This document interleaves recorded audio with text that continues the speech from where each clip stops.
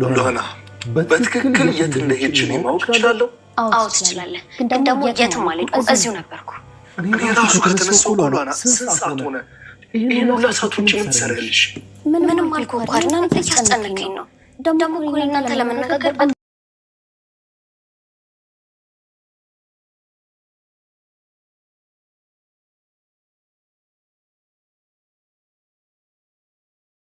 እባክህን እመነኝ በማለት ስትጠይቀው ምክንያቱም እሱ ወንድሙ የሆነ ነገር አድርጓታል ብሎ ወደ ሮቤል መኝታ ቤት ሲሄድ ሮቤል ተኝቷል። ሮቤልንም ከተኛበት ተነስና አሁን ሎሃና የት እንዳለች ንገረኝ፣ የት ሄዳ ነው፣ የት አድርጋት ነው በማለት ሲያፋጥጠው አድና ምን ሆነሃል? እኔ ምንም የማውቀው ነገር የለም። እያየኛር እንዴት ተኝቼ የለ ወይ እኔ ታየኋት። ምንድነው አንተ? ቆይ ሎሃና የምትለው ሎሃናን ምን አድርጋት ነው? ራስህ የሆነ ነገር አድርጋሃት እንደገና ደግሞ አሁን እኔን የሆነ ነገር ልትለኝ ከሆነ ተሳስተሃል። እዩልህ ሎሃናን የሆነ ነገር ብትሆን እኔ ራሴ ያለቅህም በማለት ሮቤልም ወንድሙ ላይ ይስትበታል። ወንድሙም እኔ እያናገርኩህ እያለው እንዴት አንተ ደግሞ ጭራሽ እኔን ታናግረኛለህ? በማለት እዩልህ ይችልሽ የሆነ ነገር ትሆንና እኔ አይደለሁም እገልሃለሁ በማለት ተመልሶ ይሄዳል።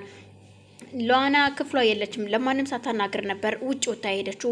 ውጭ ሄደችበት ምክንያት ሚራ ለሆነ ሰው ስልኳን ትሰጥና ሳራ ያለችበትን ቦታ ላሳይሽ ብለህ ደውልላትና ማታ በጨለማ ስትመጣ እሷን የሆነ ነገር አድርገህ እንዳትመለስ አድርግልኝ በማለት ስልክ ቁጥር ሴም ካርድ አውጥታ ትሰጠዋለች። ያም የተከፈለው ቅጥረኛውም ሎሃናን እንደተባለው ይደውልና ይቀጥራታል። እናም የዛን ቀን ሳይሳካ ይቀርና አድሮ በማግስቱ እንደዚሁ ማታ ላይ ነይ በማለት ስልክ ሲደውልላት ነበረ። እናም ማምሸታም ቢሆን የመጣችው ሁለቱም ያገኟታል። የት ሄደሽ ነው በማለት ነበር አድናን የጀመረው።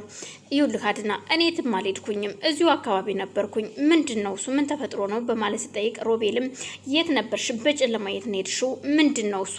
ማነው ደውሎ የቀጠረሽ? በማለት ሲነግራት ቆይ አንተ ደግሞ ምን ለማለት ፈልገ ነው እንደዚህ የምትናገረኝ? ሮቤል እኔን የመናገር ምንም አይነት መብት የለህም። ሁለተኛ እንደዚህ እንዳትናገረኝ። እኔ የትም አልሄድኩኝም።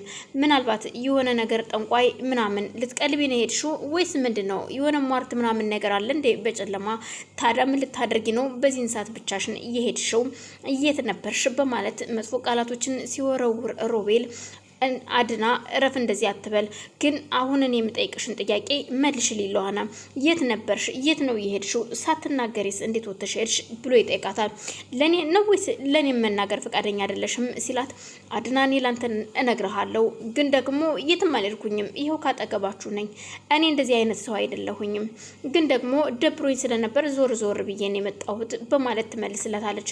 አንተ ጋራ ምንም አይነት ንግግር አልፈልግም፣ እንድትጠይቀኝም አልፈልግም። ሁለተኛ ንግግር እንዳትናገረኝ በማለት ሮቤልን አስጠንቅቃ ወደ መኝታ ቤቷ ለመሄድ ትነሳለች።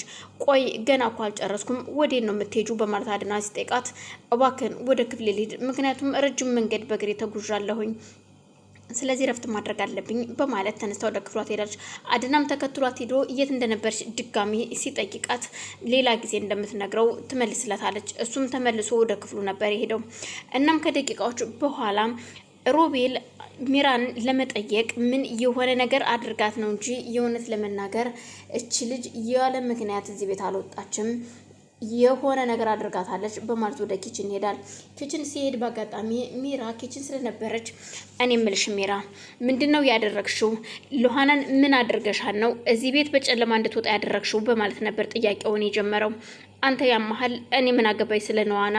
እዛው ራስ ጠይቃት፣ ፍቅረኛ አይደለች እንዴ? ከኔ ጋር ምን አለህ? በማለት ስትመልስለት እዩልሽ እኔ አልወዳትም፣ በፊት መስሎኝ ነበረ፣ ግን አሁን አልወዳትም። ካንቺ ውጭ ሌላ ፍቅረኛ የለኝም። ሚራን ያንቺ ነው የምወድሽ፣ የእውነቴን ነው ምልሽ፣ አፈቅርሻለሁ በማለት ቢለማመጣትም እኔ እኮ ሚራ ነኝ ማመሰልኩ፣ አንዴ ካድከኝ አይደለ? ስለዚህ ከዚህ በኋላ እኔን ልታፈቅረኝ አትችልም፣ እኔም አላፈቅርህም በማለት ስትመልስለት እሺ አሁን ምን ነበር ያደረግሻት ልጅቷን?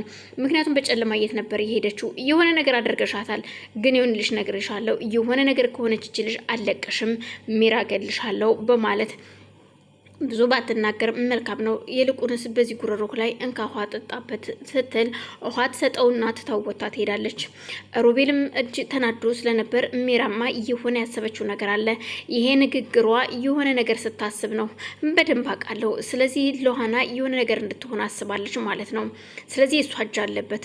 ስለዚህ ሁሉንም ነገር ቀስ ብዬ ደርስበታለሁ። ለማንኛውም አንቺን በፍቅርሽ እንደገና መልሼ ጥዬ ገንዘቡን በራሴ አካውንት ማድረግ አለብኝ በማለት ብቻውን ያወራል። ተመልሶ ወደ ክፍሉ ይሄዳል። ለሃናም ከክፍሏ ወጥታ ወደ ሮቤል ክፍል ትሄድና አንተ ግን ቆይ ምንድን ነበር ስትናገር የነበረው ከወንድሜ ፊት? እኔ እንደናንተ አይነት ሟርተኛ ሰው አይደለሁም። የትም ብሄድም ግን እናንተ እንደምታስቡት አይነት ሴት አይደለሁም። ራሴን ክብሬን የጠበቅኩ ነኝ። እኔን ለማናገር ስትፈልግ በክብር አናግረኝ እንጂ እንደፈለክ እንድትዘልፈኝ አልፈቅድልህም በማለት ትጮህበታለች። አልገባኝም። አሁን ለመጣሽ ከክፍሌ እኔ እኮ አልፈልግሽም። ከዚህ በኋላ አንቺ እኮ ሽጠሽኛል፣ ገንዘብ አፍቅረሽ እኔን ከርተሽኛል በማለት ሲናገራት ስታናግረኝ ነግሬሃለሁ፣ በክብር አናግረኝ፣ እኔ እንደዚህ አይነት የሚናገረኝ ሰው አልወድም በማለት በጥፊ መታው። ትታውት ወጣ ትሄዳለች። ወደ ክፍሏ ነበር ሄደችው። ከደቂቃዎች በኋላ ድጋሚ ስልኳ ሲጮህ በአጋጣሚ አድና በር ላይ ሆኖ እያዳመጣት ነበር። የደወለውም ሜራ የላከችው ቅጥረኛ ስለነበረ ማታ መምጣት ትችያለሽ ወይ? እናም እህትሽን ማግኘት ከፈለግሽ ማታ ነይ በማለት ሲላት፣ ቆይ ግን ለምን በቀን አይሆንም? አሁን ቢሆን ምን ችግር አለው ስትለው አይ ማታ ነው እንጂ አሁን አይደለም፣ ማታ ነይና እህትሽን አሳይሻለሁ ይላታል። እሷም እሺ ምንም ችግር የለውም የእህቴ ጉዳይ ስለሆነ በማለት ስልኩን ትዘጋለች። ስልኩን ከዘጋችሁ በኋላ በሩን ከፍቶ ሲገባ አድና ትደነግጥና ቆይ ከማን ጋር ነበር ስታወሪ የነበረው? ደግሞ አሁንም በጨለማ ወጥተሽ ልትሄጂ ነበረ።